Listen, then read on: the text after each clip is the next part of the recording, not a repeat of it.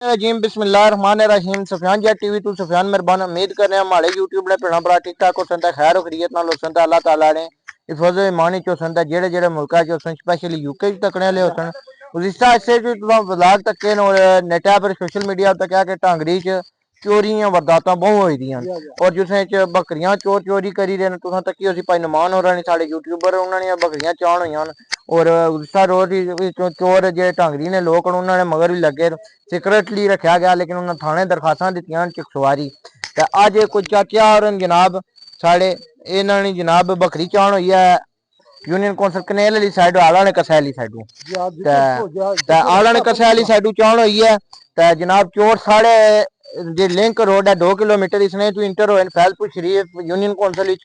साढ़े फैजपुर शरीफ ने लोग इतने मुतरक न इतने साढ़े नौजवान माशाल्लाह स्ट्रोंग भाई शमरेज और इतला दी है ग्रुप है कि फैजपुर ने नौजवानों चोर तो साढ़े इलाके च आए सारे साढ़े दोस्त यार जेडे भरा उन्होंने जनाब चोरों की पुनने की कोशिश की है जिसने भाई लुकमान भाई खिलाक बाकी इधर कैमरा मैन साहब कैमरा मारो बाकी मुड़े साढ़े भी खलते हुए जिसने जैन साहब मुड़ी और बाकी मुड़े जेडे बाकी शहरी गुज्जर साहब बाकी उन्होंने पूरा ग्रुप खलते आ बुआ गुजराना भी अपने घराने साढ़े सेहरे ने मुड़े भी सारे खलते हुए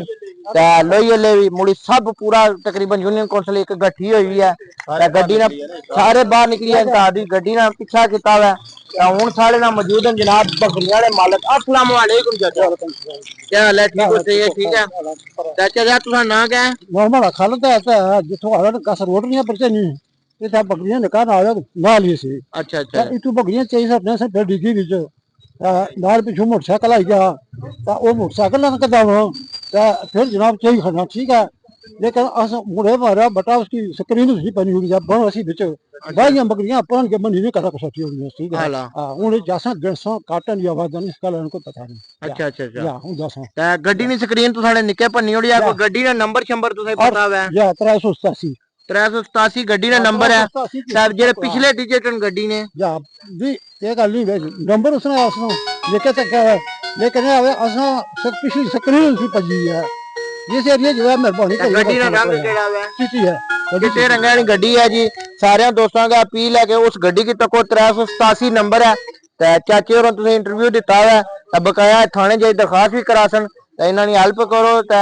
जनाब उम्मीद करने आज तुसें वीडियो पसंद आई और जिला चोर लपलान हो सन उन्होंने वीडियो भी तुसें दसा सारी टीम अजा पूरी वर्क करी रही है इंशाल्लाह चोर जिला लपड़न होए तुसें बासा अपने भरा सुफियान मेहरबान की इजाजत दियो खुदा हाफिज।